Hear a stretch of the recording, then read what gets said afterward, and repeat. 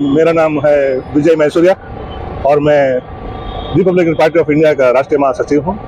और आज 68वां डॉक्टर बाबा साहब आम्बेडकर जी का महापरिनिर्वाण दिन है और उसके उपलक्ष्य में आज यहाँ अभिवादन सभा रिंग रोड स्थित डॉक्टर बाबा साहब आम्बेडकर की प्रतिमा के सामने रखा गया है। और इस अभिवादन सभा में हमारे समाज के सभी लोग और हमारे पार्टी के सभी पदाधिकारी और कार्यकर्तागण यहाँ उपस्थित रहकर इस अभिवादन सभा को और शोक सभा मनाकर हम लोगों ने यहाँ नतमस्तक होकर अभिवादन किया है।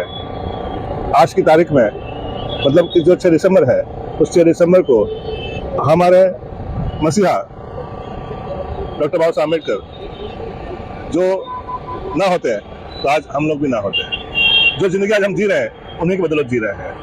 वो विश्व विभूति रहे, भारत रत्न रहे, विश्व में उनका नाम है, नॉलेज ऑफ सिंबल रहे, भारत का बंधारण भी उन्होंने लिखा और उस बंधारण के जरिए हम भारतीयों को, सभी समुदाय समाज को, धर्म को उन्होंने हक और अधिकार दिए और उसकी वजह से हम लोग आज आज़ादी भरी जिंदगी जी रहे हैं, इतने बढ़िया स्टाइल से जी रहे हैं। कितने लोगों की उपस्थिति रही इस कार्यक्रम में? इस कार्यक्रम में स्वयं सब लोग आए थे और गिनती होती नहीं है इसमें, जो भी आए सबसे ज़्यादा संख्या में आए और अभी भी आ ही रहे हैं और आते ही रहते हैं और आते ही रहेंगे शाम तक।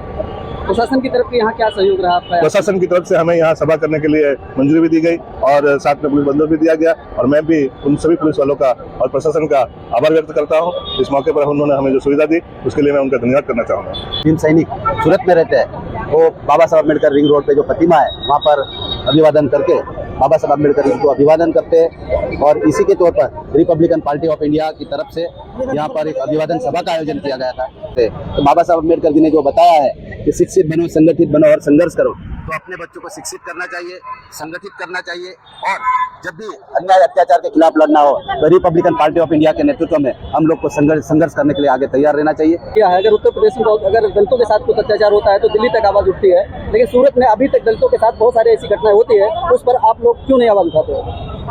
आप शायद जानते नहीं है, कई सालों से 30-40 साल से मैं इस अम्बेडकर मिशन में जुड़ा हुआ हूँ। जब ये बाबा साहब अम्बेडकर के पुतले का संघर्ष करने की बात आई तब हमारे बुजुर्ग नेताओं ने बहुत ही आंदोलन किए। यहाँ पर जो अम्बेडकर भवन बनाया गया उसमें भी हमारे यहाँ के जो अम्बेडकर मिशनरी है, हम छोटे थे तब हम भी उस आंदोलन में भागीदार थे। ये जो ब्रिज है उसको बाबा साहब अम्बेडकर का नाम देने के लिए। मेरा सवाल अलग था। मेरा सवाल ये था कि जो दलित बच्चियों के साथ जो अत्याचार होता है वो दिल्ली तक आवाज उठती है, कहीं से भी घटना होती है, जैसे भी संभल की घटना, बहुत सारी ये चीज चल रही है, तो सूरत में इसका विरोध क्यों नहीं हो रहा है? सूरत में भी इसका विरोध होता है।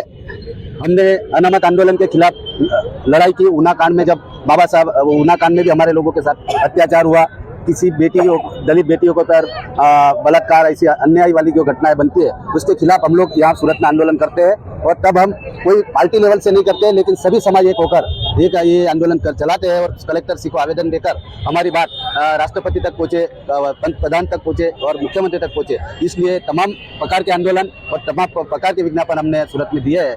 अभिवादन सभा में और उनके जो महापरिनिर्वाण दिन है उसके संदर्भ में उनको अभिवादन करते हैं। सूरत में जो अन्याय अत्याचार हो रहे हैं तो इसके लिए आपकी पार्टी या आपके संगठन क्या काम कर रहे हैं? मैं आपको 6 साल पहले का मैं अनुभव बताती हूँ कि 6 साल पहले एक घटना ऐसी घड़ी थी जो मराठी परिवार में, हमारे दलित परिवार में, हमारे बुद्धिस्ट परिवार में दिव्या उमाड़े करके जो 6 साल की बच्ची थी उसका रेप करके उसको बड़े से कारवे में डुबा कर रखा हुआ था।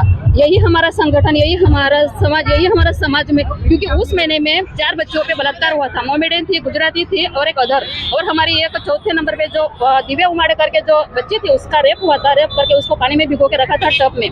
तो सब बच्चों का किसी का पता नहीं चला, लेकिन सब सूरत को पता है कि उस बच्ची का जल्द से जल्द 3 दिन में अपराधी को पकड़ के सूरत पुलिस, हमारे समाज के सब संगठन सब मिलकर, भले अभी मतभेद चल रहे हैं, लेकिन तब जब हमारे बच्चों पे या हमारे किसी महिलाओं पे या किसी पुरुष पे अन्याय अत्याचार होता है तो सबसे पहले सूरत में ये संगठन, ये पार्टी, यही सब मिलकर उस बच्चे के अपराधियों को, सारे सबको अच्छी तरह पता होगा कि 3 महीने के अंदर उस आरोपी को फांसी दी गई। पहली फांसी हमारी वही हुई थी, क्योंकि हमारी पार्टी या हमारे संगठन हमारे पूरे सूरत शहर में जिसके ऊपर भी बलात्कार होते हैं, कुछ अन्य अत्याचार होता है, तो सबसे पहले हमारी पार्टी काम करती है।